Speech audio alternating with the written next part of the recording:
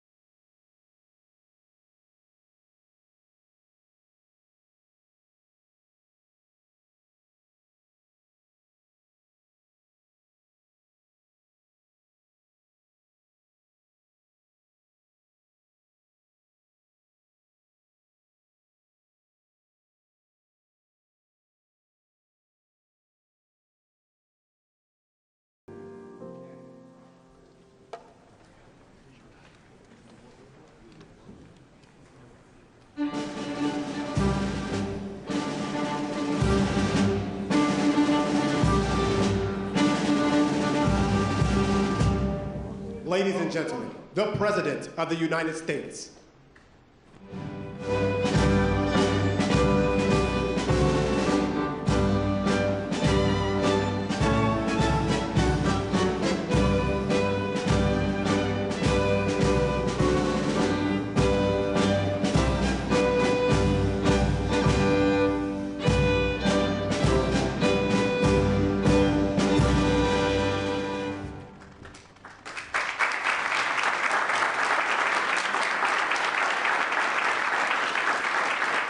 Thank you very much. Please, thank you very much. Before we begin, I want to provide a brief report on the unprecedented success our country has been witnessing in recent weeks. Since even before the election, we've been making extraordinary progress. The American people gave us a clear mandate to save our country, and we won all 7 swing states by large margins, historic. Very importantly, we won the popular vote by millions and millions of votes. Also, all 50 states, as you know, shifted toward the Republican Party, and that's never happened before. All 50, every single one of them. In our first week in office, we set records, taking over 350 executive actions. That's not been done before. And it has reportedly been the single most effective opening week of any presidency in history. And we want to keep it that way. We want to keep it going.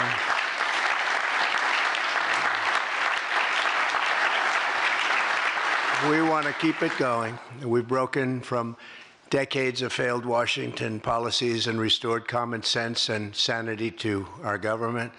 We've unleashed American energy, and we've already achieved record low illegal immigration. As you see, there's nobody trying to get in.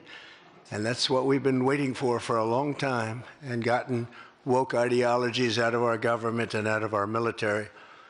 The water has now begun flowing in California as we continue to increase the flow in coming days. Nobody's seen anything like that, and I've also taken strong action to regain control of the Washington bureaucracy. Just for clarification purposes, because it was incorrectly reported yesterday, we have informed the federal workforce, which they've looked to do for many years, that if they're working for the federal government, they must show up to the office on time and on schedule. We don't want them.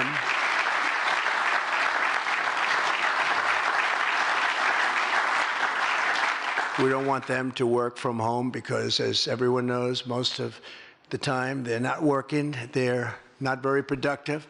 And it's unfair to the millions of people in the United States who are, in fact, working hard from job sites and not from their home. As federal employees, they must meet a high standard. They're representing our government. They're representing our country. If they don't agree by February 6th to show up back to work in their office, they will be terminated, and we will therefore be downscaling our government, which is something that the last 10 presidents have tried very hard to do but failed. Most of the people we're talking about have not been going to their federal offices in many, many years, from even before COVID. But they have nevertheless been paid. Some have worked, some haven't worked, and most of the studies say that some have just gone through the motions. We may ask these people to prove that they didn't have another job during their so-called employment with the United States of America, because if they did, that would be unlawful. As you understand, a lot of people are getting paychecks, but they're actually working other jobs, so they'll have to prove that to us that they weren't. In any event, we're requiring them to show up to work or be terminated. We think a very substantial number of people will not show up to work, and therefore our government will get smaller and more efficient, and that's what we've been looking to do for many, many decades, frankly.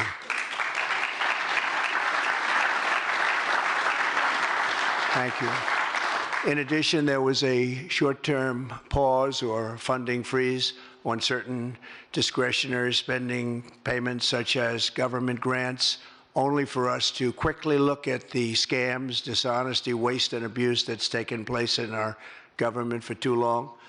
As was explicitly stated, this in no way affected Social Security, Medicare, Medicaid, or other entitlements that Americans depend on. I've made abundantly clear from the very first day that I ran from office. That was a long time ago now. That's 2015. If you think about it, I announced in 2015, and we won in 2016.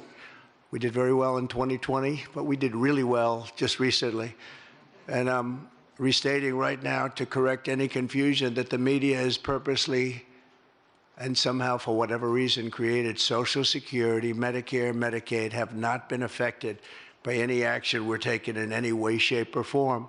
We are merely looking at parts of the big bureaucracy where there has been tremendous waste and fraud and abuse.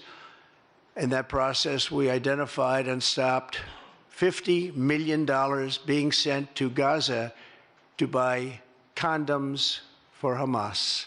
50 million. And you know what's happened to them? They've used them as a method of making bombs. How about that? We stopped an attempt to make an illicit payment for illegal alien resettlement. We canceled $181 million in DEI training contracts. This is just for the training of people in DEI, which has been terminated and completely terminated. And we paused $1.7 billion in unauthorized payments to foreign organizations, including stopping more than $40 million that was on its way out the door to the very corrupt World Health Organization, which has not done its job and not done it properly. We also...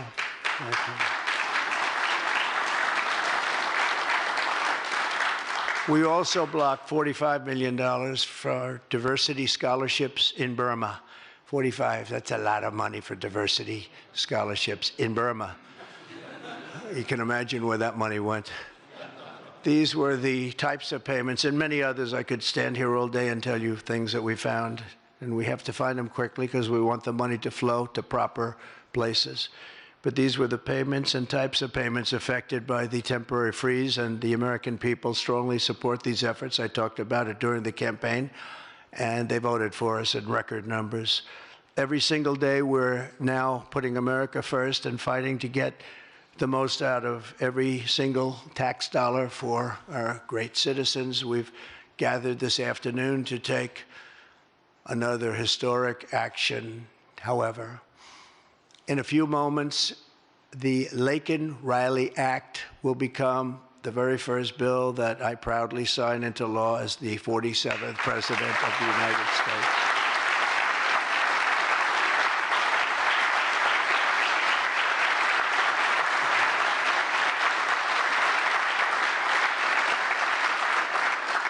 Laken was a brilliant and beautiful 22-year-old nursing student from Georgia, the best in her class. She was always the best. They would say, Laken, how do you do this? And what do you do? They were always asking her questions. She was respected by everybody, even her teachers. They respected her so much. From the time she was in first grade, Laken knew she wanted to spend her time caring for others. That's what she did. To her friends and classmates, she was a light of warmth and kindness in every single room. To her parents and family, she was everything in the world. They've had a miserable period of time.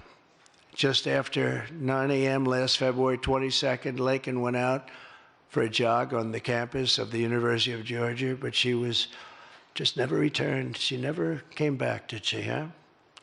Parents are here, sister, all of her relatives. While on her run, Laken was attacked, viciously assaulted, beaten, brutalized, and murdered by an illegal alien gang member who was set loose into our country by the last administration. We are deeply honored to be joined today by Laken's parents, Allison and John, and her sister, Lauren. Thank you very much. Thank you.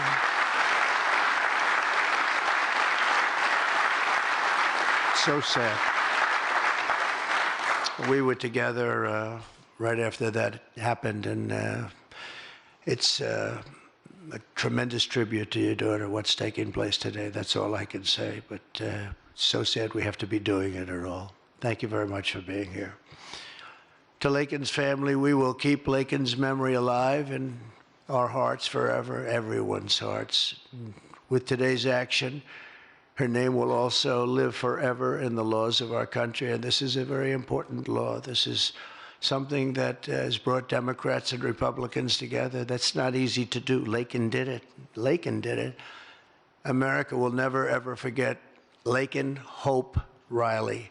The vicious criminal who murdered Precious Laken was an illegal alien member of the barbaric Venezuelan prison gang known as Tren de Aragua.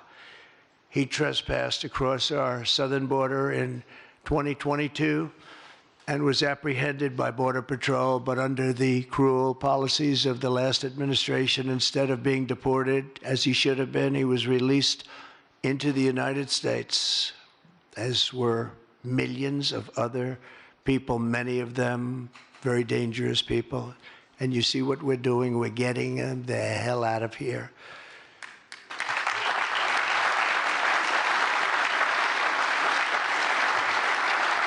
He was soon arrested again in New York City on charges of endangering a child, but because of New York City's deadly sanctuary policies, as we have in California and many other places, which we're going to end them, he was released again to reoffend. The Biden administration then provided this illegal alien criminal with a free, taxpayer-funded flight from New York to Georgia, where he was arrested yet again, constantly, this time for stealing from a Walmart along with his gang member brother, who was a bad one. Only after being released a third time by the U.S. law enforcement did this cold-blooded criminal go out in that fateful morning hunting for women on whom to prey. That's what he did. He hunted. He hunted. It was like a hunter. I'm going to show him who the hunter is. This horrific atrocity should never have been allowed to happen.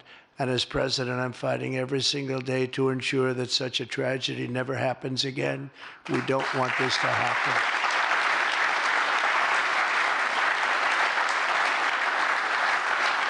And under the law, thank you. Under the law I'm signing today, the Department of Homeland Security will be required to detain all illegal aliens who have been arrested for theft, burglary, larceny, shoplifting, assaulting a police officer, murder, or any crime that results in death or serious injury. In addition, for the first time ever, this act gives state governments the ability to sue the federal government for immediate injunctive relief if any future administration ever again refuses to enforce the immigration laws of the United States, like happened for 4 long years.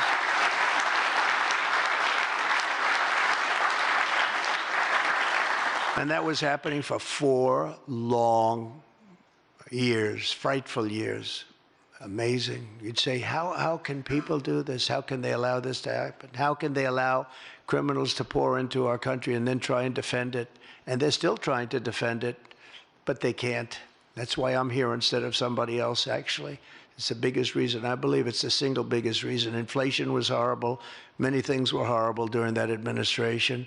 When you look at what took place in Afghanistan, the way they got out, not that they got out, but the way so many things were horrible. But to me, this was the worst of all. It's a landmark law that we're doing today. It's going to save countless innocent American lives.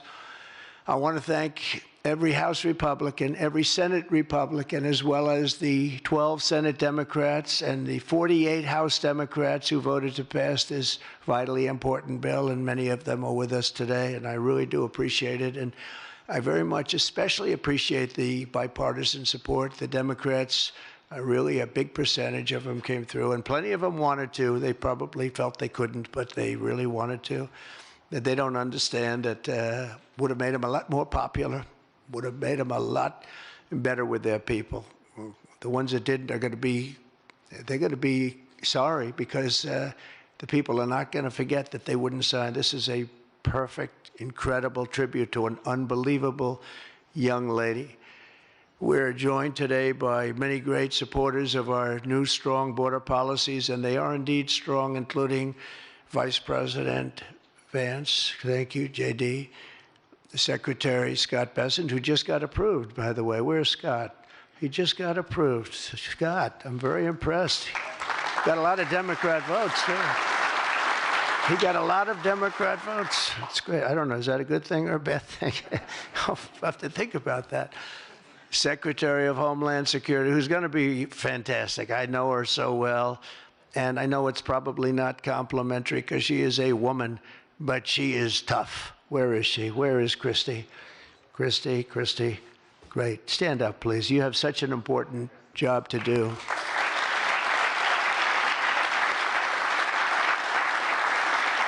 Really great. Thank you very much. And don't let that look fool you. That look is, she's tough, and she cannot stand what she's having to sit here and even listen to this today. Another one who's done a job like nobody that I've seen in a long time, Tom Homan. He's my friend, but he is something special. He's something special. Great. And Tom and Christy, the numbers are unbelievable. What's happened? It's like just shut down. Nobody thought that was even possible. It's just shut down. They showed an area that a year ago had thousands and thousands of people rushing into our country. And today there was nobody there. It was like a beautiful sight. And also Senate Majority Whip John Barrasso. Great guy. Great guy. Thank you, John. And I also want to thank the bill sponsors, Senator Katie Britt. Katie, thank you, Katie. And Congressman Mike Collins. And Mike, you were fantastic from Georgia. He took this, he loves his state, and he took this very personally. So it's, thank you very much, Mike. As well as Senate Judiciary Committee Chairman Chuck Grassley. Chuck is here someplace. Chuck, thank you very much. You look great. And House Judiciary Committee Chairman Jim Jordan, who's a special guy, special man. And House Homeland Security Committee Chairman Mark Green. Thank you very much. Thank you, Mark. And we have many other congressmen and senators, but I'm not going to introduce because this is about your daughter. This is about something that's so important, and we're going to just go along. Thank you also. We have to say Burt Jones is in the room, and Burt is your lieutenant governor, and he was on this like you wouldn't believe. Thank you very much. I see you sitting there. Thank you very much. So we have state, local officials, we have law enforcement organizations, we have everybody. Most of them are in the room or represented in the room, and they're incredible people, and I've never seen them come together like they have for this. I've done many of these, not of this kind, but different bills, different passages having to do with many different things, from homeland security to inner security to taxes to 50 different items. I've never seen such support as you have today and as your great daughter has today. So I've never seen anything like it. And we have to thank your daughter for that, because she's going to save a lot of lives. She's going to be responsible for saving a lot of lives. So I'd like to just say to the Angel families, I've been with them and they've been with me from 2015 when I first got this crazy idea in my head to run for president because we can do better as a country. I want to thank so many of the people that are here that have been the angel moms, and we call them angel moms, but they're angel families, fathers and sons and daughters, but they've suffered tremendously like you have for no reason whatsoever. I want to thank Alexis Nungari, the mother of 12-year-old Jocelyn Nungari, murdered last summer by 2 illegal alien gang members released into the United States by Joe Biden's open border, stupid policies. And thank you very much, Alexis. I want to thank you very much. We had an amazing trip, and it was really special to meet you and your family. Appreciate it very much. So sad we have to be here, frankly. And Jocelyn, as you know, is in our hearts, as she was then. It was an amazing day we had, a great day. But it was a day of celebration of somebody that unfortunately won't be with us. But she is with us now, you know that. Here also is Patty Morin, the mother of Rachel Morin, killed 2 years ago by an illegal alien who was let into our country by the last administration's ridiculous, weak policies. Open border, can you imagine? When I heard open border, I said, oh, that's terrible. They're going to release their prisons all over the world. They're going to release their prisons into our country. That's exactly what happened. Patty is joined by Rachel's brother, Michael, Rachel's daughter, Clementine, and sister-in-law, Shannon. Thank you all for being here. We appreciate it very much. Thank you very much. Thank you.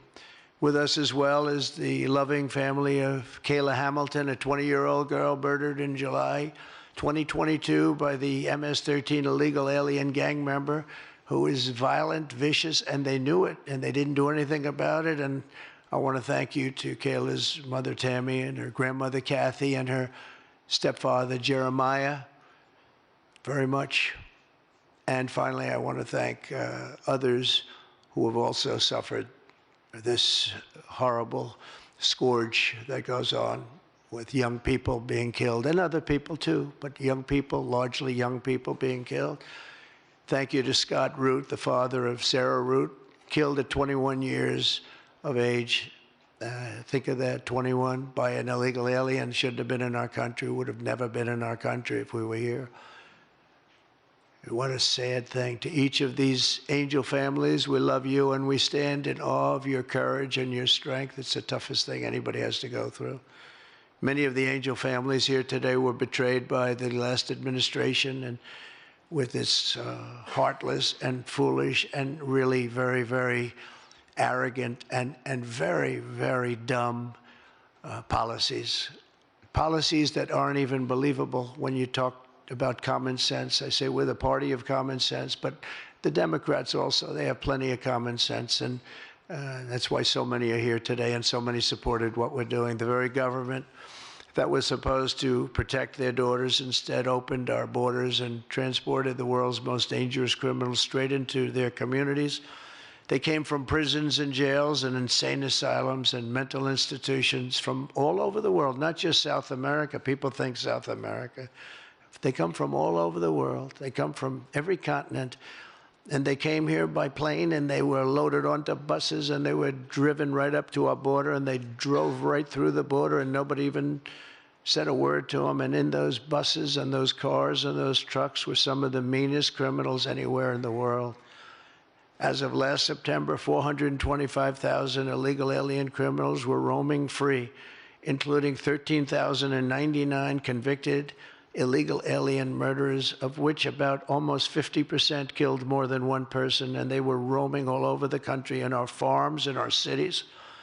Under the Trump administration, we're moving with urgency and speed to get these vicious and violent criminals the hell out of our country and to restore law and order to our suburbs, our cities, and our towns. And we're going to do it with Tom and with Christy and with all of the people that are working so hard on this. This week, compared to a comparable time a year ago, think of this, the number of illegal border crossers has already fallen by more than 100%. And because the election was coming, they started getting a little bit tougher on the border. They tried to follow our policies, and they did much better, but it still was horrible. The numbers were still horrible, so that's 100% over those. They only did it because of the election, so they knew what they were doing was wrong. And those who do cross the border, and you're seeing that every time, all you have to do is turn on your television set or pick up a newspaper, or read any form of new media, because we have a lot of new media today, fortunately, that's letting the word get out. But they're watching these people be captured and removed from our country. ICE arrests have risen by 15 times in just a short period. And over the past 8 days, the heroes of ICE and Border Patrol, we can never forget Border Patrol. Those people, I've gotten to know so many of them. Our border czar, as you remember, never went to the border and never made a phone call. She was the border czar. She never made one phone call. They went to the heads of border. They went to the heads of ICE. Did you ever get a call? No. And she admitted she never made one call, but she was the border czar. And that's exactly what our border was all about. The heroes of ICE have arrested thousands and thousands of illegal alien criminals, including hundreds of gang members, traffickers, child predators, terrorists, and murderers. For the first time in history, we're loading dangerous and illegal aliens into military aircraft and flying them back to the places from which they came. You probably read about Colombia 2 days ago. They said, no, we're not taking them. I said, we're going to take them. You're going to take them. You're going to like it, too. You're going to take them.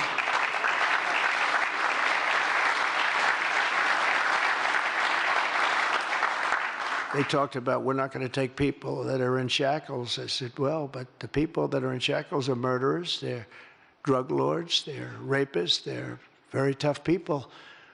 They make our criminals look like very nice people. That's about the only thing that comes out of this. And I say, could you imagine you're a pilot on the plane and you have your co-pilot and you're sitting there and you have 150 people, no shackles, and they like to murder people? This would not be a good flight.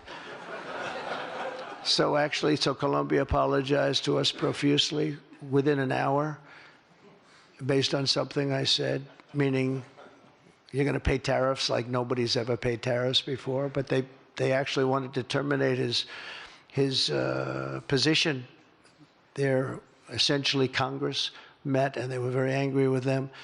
But they actually said they were going to send the presidential plane to pick up these criminals and to bring them because they didn't want to inconvenience us or have us do a second flight, and that's what they did. And I appreciate it, and I do appreciate the people of Colombia are wonderful people, and the representatives really acted well, and I appreciated they took back that tough talk. But, you know, we may have tough talk from others, but it's not going to mean anything. They're going to all take them back, and they're going to like it, too. They're going to like it. They're going to take it back, and they're going to like it. Today, I'm also signing an executive order to instruct the Departments of Defense and Homeland Security to begin preparing the 30,000-person migrant facility at Guantanamo Bay. Most people don't even know about it. We have 30,000 beds in Guantanamo to detain the worst criminal illegal aliens threatening the American people. Some of them are so bad we don't even trust the countries to hold them because we don't want them coming back, so we're going to send them out to Guantanamo. This will double our capacity immediately, right? And that's a tough place to get out of. Today's signings bring us one step closer to eradicating the scourge of migrant crime in our communities once and for all. And it was just it's just an unforced error that we even have to be doing this. Now we need Congress to provide full funding for the complete and total restoration of our sovereign borders, as well as financial support to remove record numbers of illegal aliens. And these are illegal alien killers, criminals at levels that nobody's ever seen before. And you would have known that, and you were there when I said it. I said everybody that's bad is going to be thrown. If you look at Venezuela, Venezuela's crime is down 77% because they've taken their gang members, their prisoners, their drug dealers, their drug lords. They've shipped them all into the United States. Many other countries, their crime is way down, and our crime is not doing well. But we're going to have it do really well very soon, and we're shipping all these people back where they came from. And now, before I sign the Laken Riley Act into law, I would like to ask Laken's really incredible mother, who I've gotten to know. A very sad day I got to know her. But this is an amazing tribute to an amazing young person. And if you could come up, Allison, and say a few words, that would be great. Thank you very much.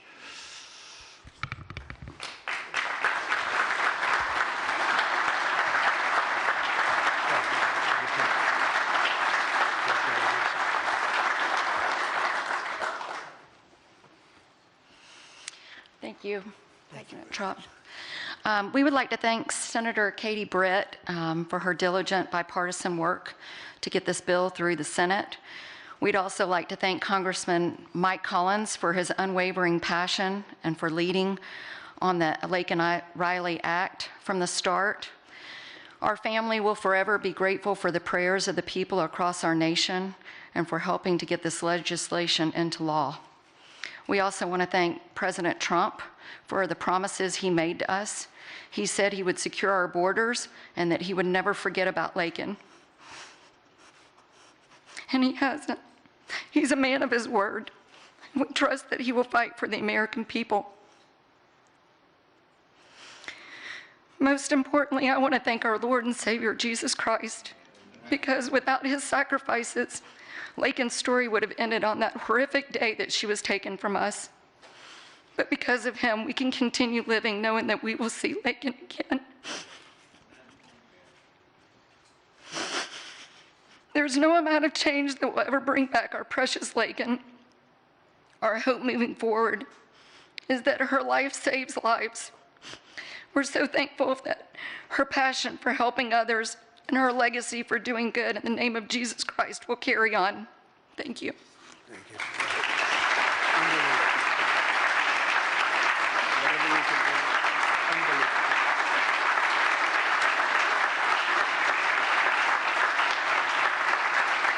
on, why don't you stand right behind me? Stand right over here.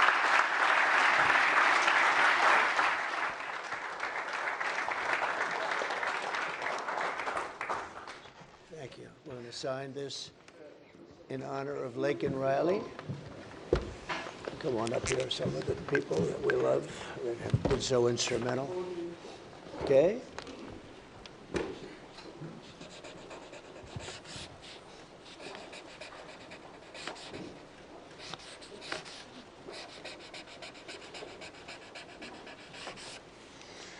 Okay. Honor of Laken.